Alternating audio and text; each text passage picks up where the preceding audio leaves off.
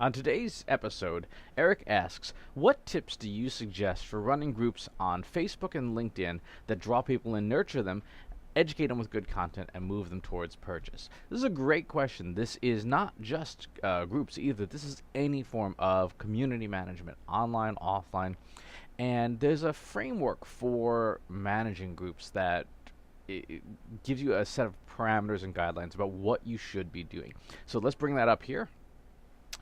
This is the 6C framework, and it's 6 things that you need to do in order to manage your communities well. Number 1, you need content. You need to have value that is in the group that you push there so that people get some benefit from it. No one's going to stick around a group if nothing's ever happening, if there's nothing of value, if there's just purely self-promotional material. Nobody wants that. And so having great content that you've curated that is solely for the benefit of your community members is super important. Number 2 is conversation. This is participation. This is getting people who are in your group to participate, to be advocates, to be active members, so that, again, people see some activity. They see different kinds of conversations that they would want to participate in. One of the most important kinds of conversations is help requests. When somebody asks a question for help, having immediate conversations and responses and participation by the group members is absolutely essential. If somebody asks a question and there's no help, there's no response or answer, then everybody else who's watching goes, maybe I shouldn't go here to ask my questions either. Or worse, if somebody asks a question and they get a negative response, like, oh, well, you should already know that, then of course it's going to turn off a whole bunch of people from asking questions. So it's very much in some ways like a classroom where you want all the kids to feel comfortable asking their questions no matter what the question is. And so you want to have that conversation be done in a very civil way. The third is common interest. And again, this is important, especially for public groups, but even private behind-the-scenes groups.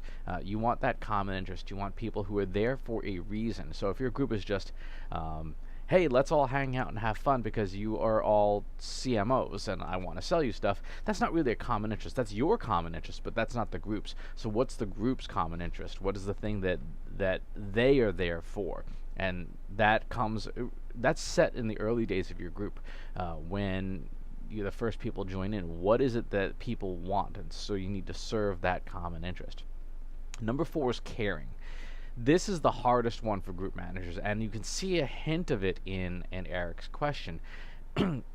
Yes, the function and purpose of your group ultimately is to help you advance your business, but you can't go in with a seller-centric attitude. I'm going to get this group of people together here and I'm going to sell them stuff.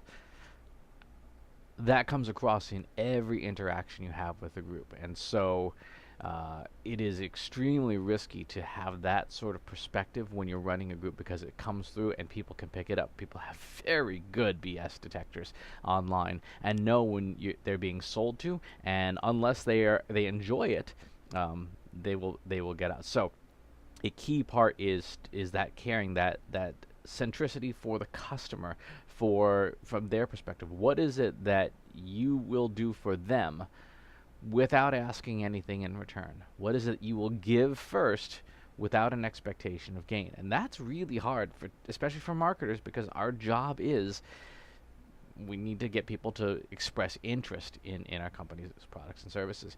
If you just can't do that, or if you are putting metrics like sales metrics against your group, I would advise not doing a group. I would advise sticking to more traditional outbound methods of marketing, like advertising, where you can just do the broadcast stuff, and you will get some response out of that.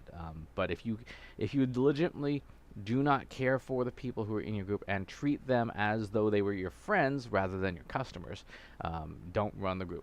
Caring is a really, really important part, and it's a part that's very difficult to get right if it's not baked into your personality.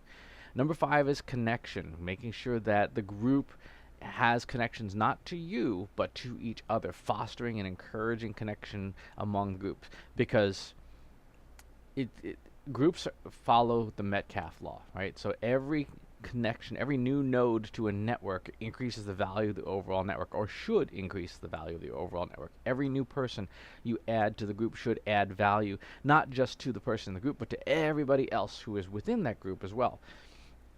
And that is really important because it also means that you have to be very, very careful about who you add to your group.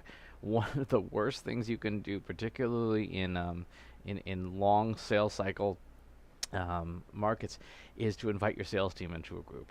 There's no faster way to kill it than to the guys who are going to start spamming everybody with direct messages, and you'll blow up your efforts very, very quickly. So you want to maintain connection, and you want to be very thoughtful about who you invite into the group.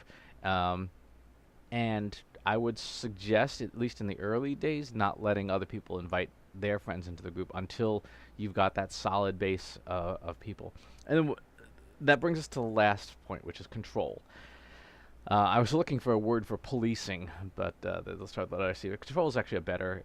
You need to control the group. You need to exert control over it, specifically for a couple things. Number one is bad actors. These are people who they're going to try and sell their stuff in the group, and spammers are the number one way to kill off a group, because they want to sell stuff. I've seen more LinkedIn groups start up and immediately implode because a bunch of marketers and sales guys just all showed up and said, "Hey, if you need our stuff," and there are people like, "Come on," and they abandoned it. There are some groups where it's not. They don't even get the luxury of business-related spam. You have people behaving inappropriately, making completely work-inappropriate comments to other members and stuff like that. So you need to moderate the group aggressively, control the behavior that you want for the behavior you want, and eliminate the behaviors that you don't want.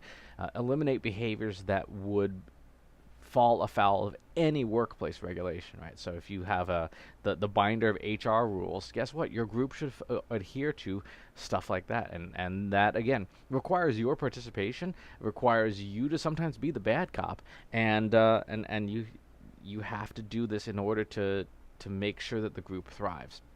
I'm in a number of groups. There's some public speakers groups that I'm in that are so well run because the control is so strong in the beginning, and then once the founding members of the group are in and they've appointed their ambassadors or their VIPs or whoever to help with the moderation, now the group is so tightly knit that it polices itself. And when somebody new comes in, if they even start to get outside of the guardrails, everybody jumps in and says, "Hey, let's not do that here. That's not for what this group is about," and things, and so you want to foster that by setting those boundaries early and enforcing them very, very strictly in the beginning. So that's the framework. It's the 6 C's: content, conversation, common interest, caring, connection, and control. If you do all of those well, you stand a much better chance of running a successful group, because it will be for the benefit of the group, and you will get opportunities contextually and appropriately where you can suggest your company for business. But you must approach it from the perspective of the group's interests come before your own if you want your group to be successful in the long term. So great question, Eric. Difficult to do, very difficult to do, because your own instincts as a marketer are like, "I want to sell you stuff." Got to suppress that. Treat it like a group of your friends or your loved ones or your drinking buddies, whatever. Like if you wouldn't sell your stuff every waking minute to your drinking buddies, definitely don't do it in a group. So as always, please subscribe to the newsletter and to the YouTube channel. We'll talk to you soon. Take care. If you want help with your company's data and analytics, visit braintrustinsights.com today and let us know how we can help you.